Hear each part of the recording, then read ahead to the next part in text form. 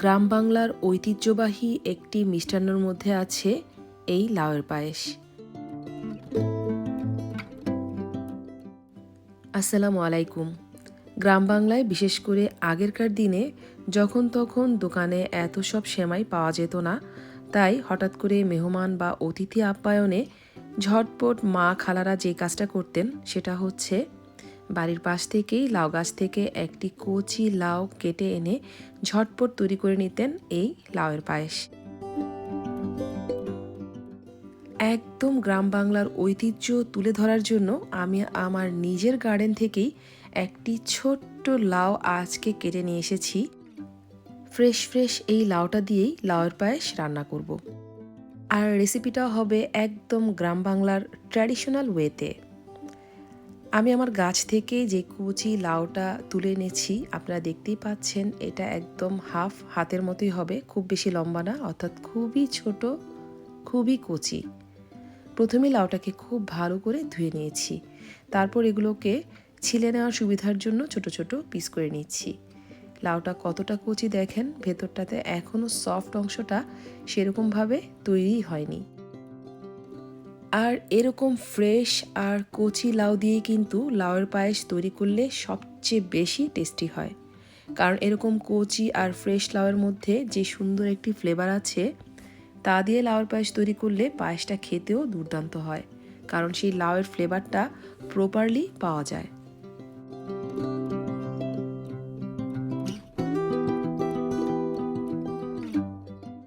প্রথমে লাউগুলোকে ছোট ছোট পিস করে পিল করে নিয়েছি। তারপর যেটা করব, জাস্ট এভাবে লম্বা করে কেটে, যদিও মিডলে সেরকম ফাঁপা অংশ তৈরি হয়নি, তারপরও একটুখানি নরম অংশ এরকম করে আমি ফেলে দিচ্ছি। আপনাদের লাউটা যদি একটু বড় হয় আর ভেতরের এই সফট অংশটা যদি বেশি হয়, তাহলে সম্পূর্ণ অংশটাই কিন্তু ফেলে দিতে হবে।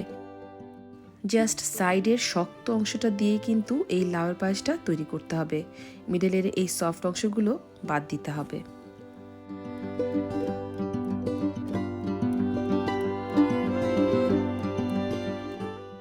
আবারও বলছি, লাউটা কাটার আগেই ভালো করে ধুয়ে নিতে হবে। এরকম পিস পিস করে নেওয়ার পরে কিন্তু আর ধোয়া যাবে না। এরকম একটি গ্রেডার বা কুচি করে নেওয়ার মেশিন সবার ঘরে এখন আছে, তবে সবচেয়ে ছোট ছিদ্রযুক্ত, যেটা উপরের দিকে এরকম মুখ করা, সেই অংশটা দিয়ে এটাকে গ্রেড করে নিতে হবে বা কুচি করে নিতে হবে। তবে যারা হাতেই করতে পারেন বটির সাহায্যে বা ছুরির সাহায্যে, তারাও কিন্তু মিহি কুচি করে নিতে পারেন। আমার কাছে এইটাই সবচেয়ে বেশি সহজ আর দ্রুত হয় বলে এর মাধ্যমে আমি লাউগুলো সবগুলোকে খুব মিহি করে কুচি করে নিচ্ছি। আর এভাবেই সবগুলো লাউকে গ্রেড করে নিয়েছি। এখানে প্রায় দেখতে 2 কাপের মতো হলেও এগুলো জাস্ট চিপে নিলেই কিন্তু একদম অল্প হয়ে যাবে, প্রায় 1 কাপের মতো হয়ে যাবে। তাই এভাবে হাতে নিয়ে জাস্ট চেপে চেপে সম্পূর্ণ লাউয়ের রসটা ফেলে দিতে হবে। তবে এই কাজটা আরেকটু সহজ করার জন্য আপনারা সম্পূর্ণ লাউ কুচিটাকে একটি পাতলা কাপড়ের মধ্যে নিয়ে একবারও চেপে নিতে পারেন। তবে আমার কাছে এভাবেই সহজ লাগে, জাস্ট হাত দিয়ে চেপে চেপে সবগুলো পানি এই লাউয়ের থেকে নিংড়ে নিতে হবে। সম্পূর্ণ পানিটা নিংড়ে নেওয়ার পর এগুলো দেখিয়ে দিচ্ছি কেমন ঝরঝরা হয়ে গেছে আর কতগুলো পানি বের হয়েছে। চলে এসেছি পায়েস রান্নায়। তার জন্য একটি প্যানের মধ্যে আমি 1 লিটার গরুর দুধ বসিয়ে দিয়েছি। দুধটাকে চুলার আঁচ বাড়িয়ে দিয়ে প্রথমে হাই হিটে ভালো করে ফুটিয়ে নিতে হবে। তারপর চুলার আঁচটাকে লো টু মিডিয়াম করে দিয়ে মাঝে মাঝে নেড়ে দিয়ে দুধটাকে কিছুটা ঘন করে নিতে হবে। আমি ঘড়ি ধরে প্রায় 20-25 মিনিটের মতো দুধটাকে একটু ঘন করে নিয়েছি জাল করে। দুধটা অল্প আঁচে চুলায় বসিয়ে রেখেই চলে এসেছি আরেকটি চুলায়। একটি ফ্রাইং প্যানের মধ্যে দিয়ে দিলাম 2 টেবিল চামচ ঘি। আসলে এই লাউয়ের পায়েসটা রান্না করার জন্য আপনাকে ঘি ব্যবহার করতে হবে। ঘি না থাকলে বাটার দেওয়া যেতে পারে, তবে ঘি দিলে খুব সুন্দর একটি ফ্লেভার আসবে। ঘিটা যখন একটু মেল্ট হয়েছে, তখন তার মধ্যে দিয়ে দিচ্ছি লাউ কুচিগুলো, যেগুলো পানি ঝরিয়ে নিয়েছিলাম। এখন লো টু মিডিয়াম আঁচে এই ঘিয়ের মধ্যে লাউটাকে ভেজে নিতে হবে। অনবরত নেড়েচেড়ে ভেজে নিতে হবে প্রায় 6 থেকে 7 মিনিটের মতো।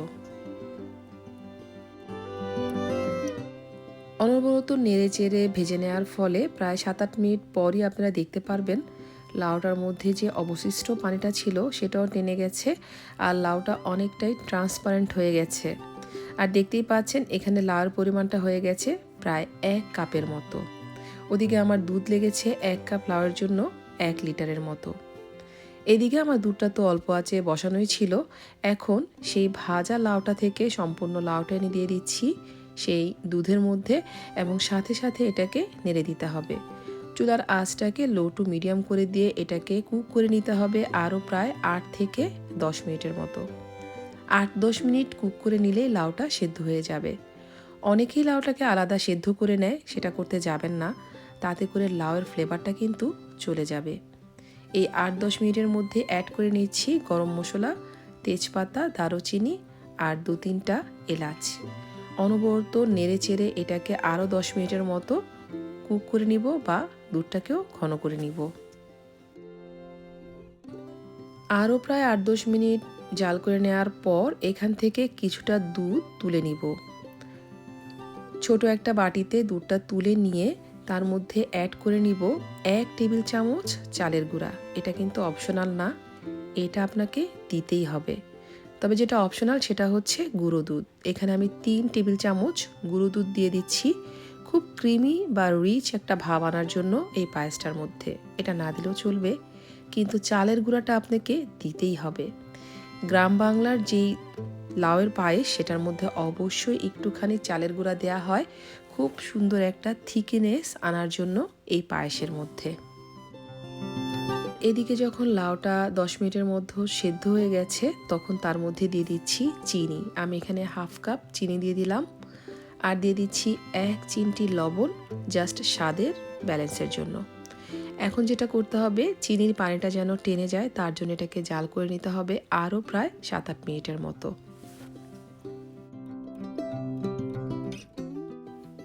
আরও প্রায় 7-8 মিনিট জাল করে নেওয়ার পর আপনারা নিজেরাই দেখতে পাচ্ছেন দুধটা অনেকটাই ঘন হয়ে এসেছে। টাইম টু টাইম এভাবে দুধটাকে ঘন করে নিতে হবে লাউয়ের পায়েসটা রান্না করতে করতে।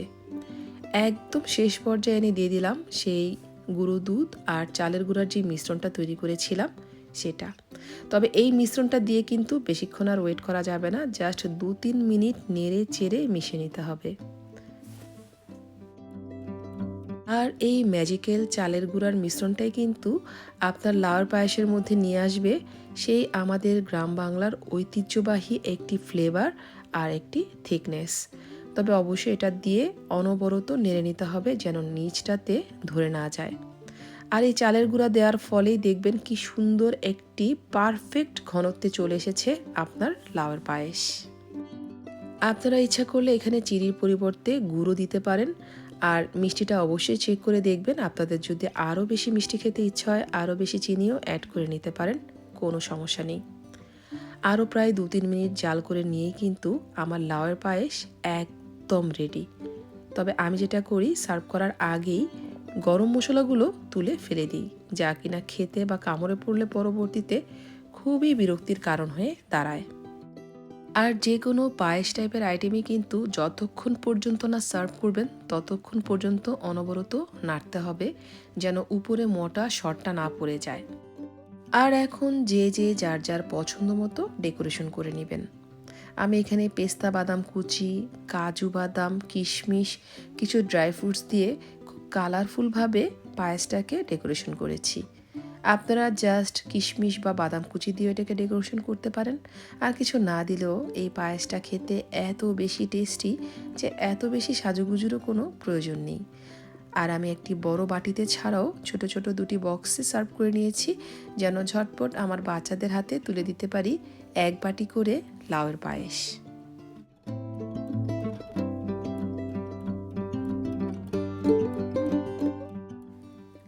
একটি সবজি দিয়ে যে এত মজার একটি মিষ্টান্ন আইটেম তৈরি করা যায় তা আমার ধারণার একদম বাইরে ছিল। আর সেই সবজিটা যদি হয় নিজের বাগানের বা নিজের গাছের অথবা ফ্রেশ, তাহলে যেন এই পায়েসের স্বাদ বেড়ে যায় আরও বেশি গুণে। সবার কাছে রিকোয়েস্ট থাকবে একবার অন্তত এই লাউয়ের পায়েসটা আমার রেসিপিতে ট্রাই করবেন। আশা করছি নিরাশ হবেন না। সবাই ভালো থাকবেন। আজকের মতো বিদায়। আল্লাহ হাফেজ।